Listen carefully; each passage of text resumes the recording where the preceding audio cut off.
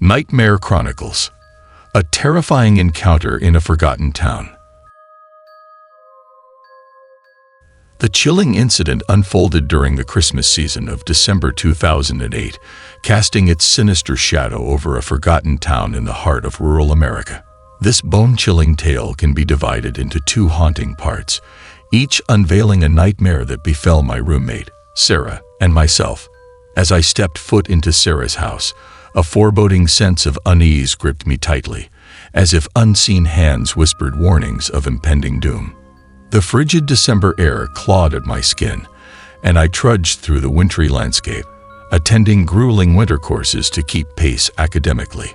The town seemed trapped in an eternal twilight, the clear sky tainted by an otherworldly haze that shrouded the empty streets, reminiscent of scenes from the most nightmarish horror films like The Haunting and Silent Hill.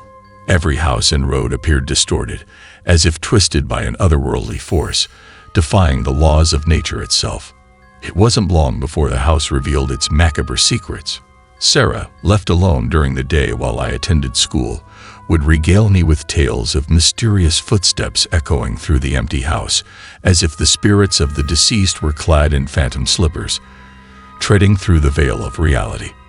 I reassured her, attributing the strange occurrences to the holiday season's restless spirits and cautioning her to remain vigilant, especially as international students in an unfamiliar land. But the terrors were far from over. Sarah's closest friend, Emily, returned from her sojourn in China, and the two withdrew into their room, their whispered conversations carrying an air of foreboding. Seeking solace from the encroaching darkness, I invited our classmate, Lily, to join me, hoping her presence would ward off the encroaching sense of isolation. Sarah, however, grew increasingly reluctant to venture outside, her anxiety mounting. Both she and Emily developed a habit of staying awake until the unholy hours of the morning, their minds held captive by unseen horrors. On the fateful night of Lily's arrival, our conversations grew deeper, descending into the abyss of our fears. The clock struck 3, and a dissonant symphony of events unfolded. The corridor light flickered to life, its feeble glow casting long, ominous shadows. The sound of the front door lock being tampered with reverberated through the house, freezing our blood. Sensing an impending threat, a palpable malevolence that threatened to consume us, I summoned my dwindling courage and pushed open the door, exposing our fragile sanctuary to the unknown. And there, in that fleeting moment of suspended disbelief, I beheld a sight that would haunt my nightmares for eternity. A severed human head, its lifeless countenance pressed against the cold, unforgiving steps of the staircase. Strands of long, tangled hair obscured its face, save for a twisted nose that jutted sideways, defying the natural order. It lay there, abandoned and grotesque, as if dragged by some invisible force, its lifeless form bumping against each step with a sickening thud. But what horrified me the most was its unwavering gaze fixed upon the wall, refusing to acknowledge my presence. Lily, standing behind me, caught a glimpse of the abomination that defied reason, her eyes widening in terror as she observed my horrified expression. The words escaped her trembling lips, seeking solace in the reassurance of understanding. But how could I convey the unspeakable horrors that I had witnessed? Sometimes terror exceeds the limits of language, leaving only a void of despair. Finally regaining my composure, I slammed the door shut, the echoes of my screams reverberating throughout the house.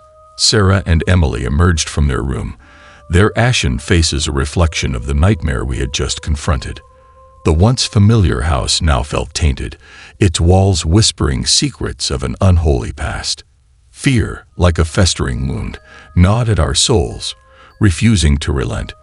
We sought solace in the belief that salvation lay in the wisdom of the supernatural, placing desperate calls to the otherworldly realm of experts.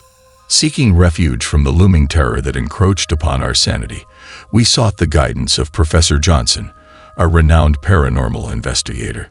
His wrinkled face and piercing gaze hid a depth of knowledge accumulated from years of studying the inexplicable.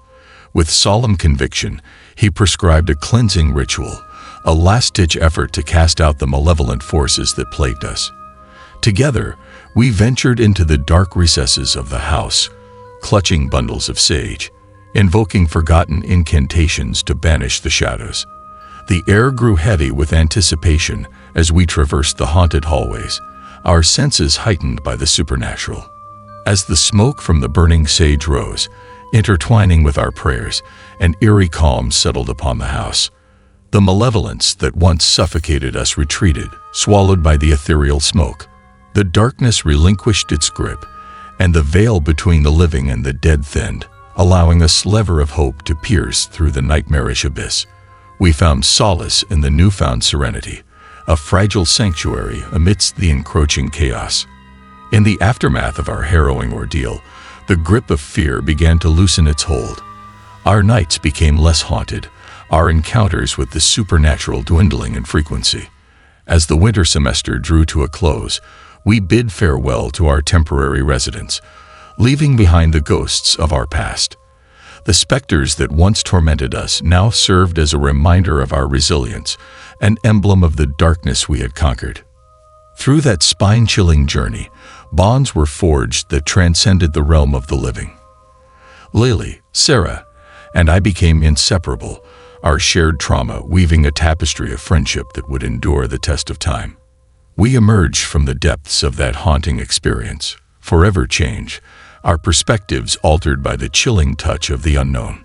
Looking back, I now realize that ghosts aren't merely figments of our imagination. They exist in forms that mirror our deepest fears. They emerge from the shadows, revealing their ghastly visages, reminding us that the veil between the living and the dead is thinner than we dare to believe.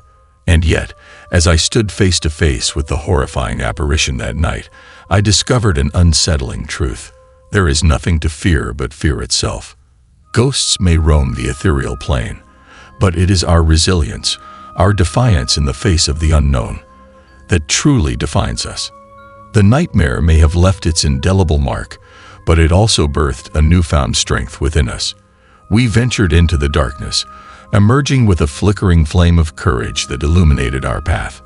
As I closed the chapter on that haunting tale, I carried with me the knowledge that even amidst the darkest nights, a glimmer of hope can guide us through the abyss.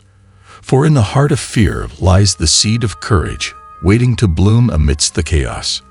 The nightmare ended, but its echoes lingered, reminding us that sometimes it is within the depths of terror that we truly find ourselves.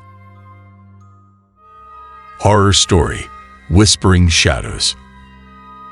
In the forgotten town of Ravenwood, nestled deep within the eerie woods of Maine, there stood a housing complex that harbored a darkness far more insidious than its unsuspecting residents could ever imagine.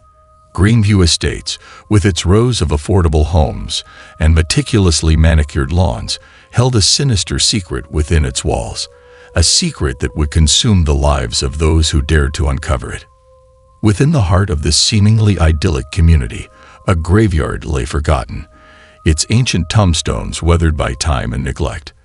The whispers of the restless dead permeated the night air, carried on the chilling winds that rustled through the branches of gnarled trees. The residents, oblivious to the malevolent forces that lurked in their midst, went about their daily lives, unaware of the shadows that danced just beyond their peripheral vision. Samuel, a troubled man with a penchant for the macabre, resided in a unit overlooking the desolate cemetery. His mind, haunted by an insatiable curiosity, was drawn to the mysteries that permeated the burial ground. Tales of vengeful spirits and ghostly apparitions had seeped into the very fabric of his existence, a constant reminder that the boundaries between the living and the dead were not as solid as they seemed. It was on a frigid winter solstice, when the moon cast an ethereal glow upon the cemetery's forgotten tombstones, that the veil between worlds grew thin. Unease settled upon the souls of the residents, a foreboding chill that crawled beneath their skin. The air itself felt heavy with a palpable sense of impending doom. Benjamin, Samuel's closest friend, was a man captivated by the enigmatic mysteries of the supernatural.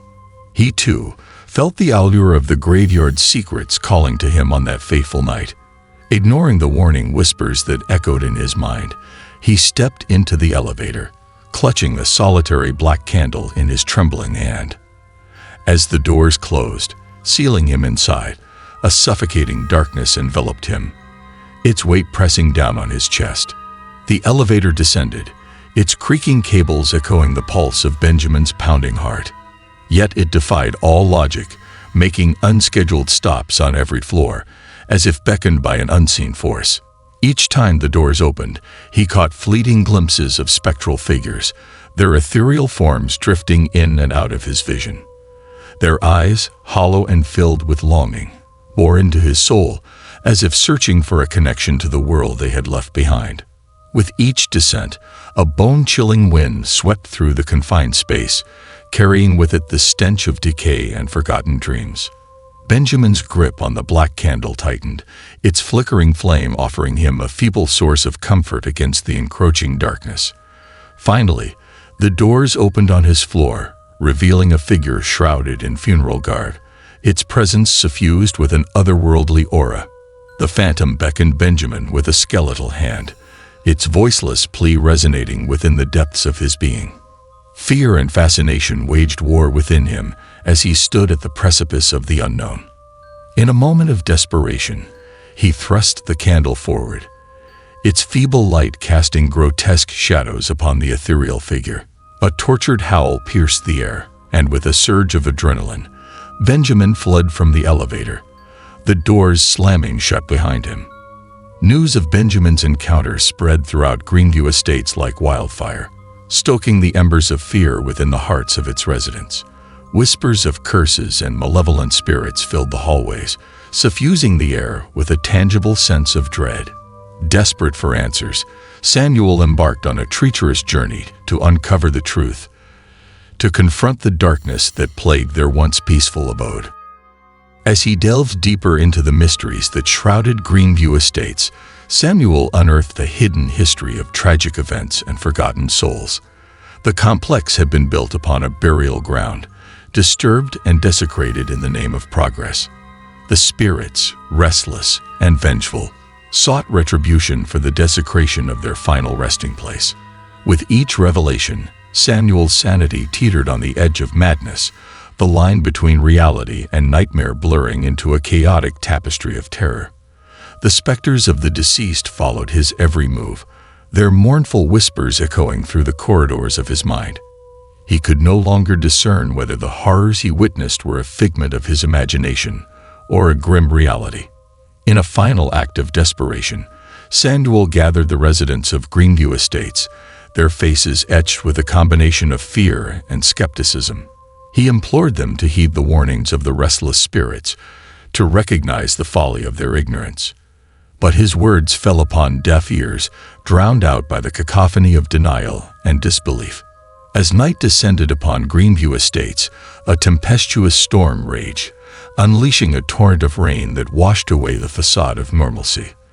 The spirits, their anger stoked by the residents' defiance, rose from their ethereal slumber, their spectral forms engulfed in an otherworldly light.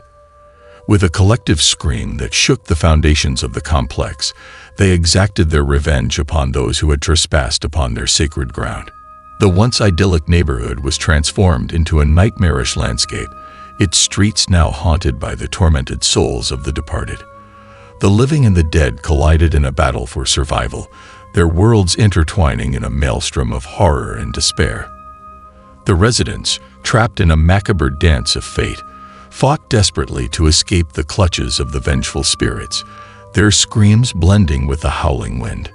In the aftermath of the harrowing ordeal, Greenview Estates stood as a haunting reminder of the consequences of disregarding the supernatural forces that lingered in the shadows. The survivors, forever scared by the horrors they had witnessed, abandoned the tainted community, leaving it to crumble beneath the weight of its malevolent past.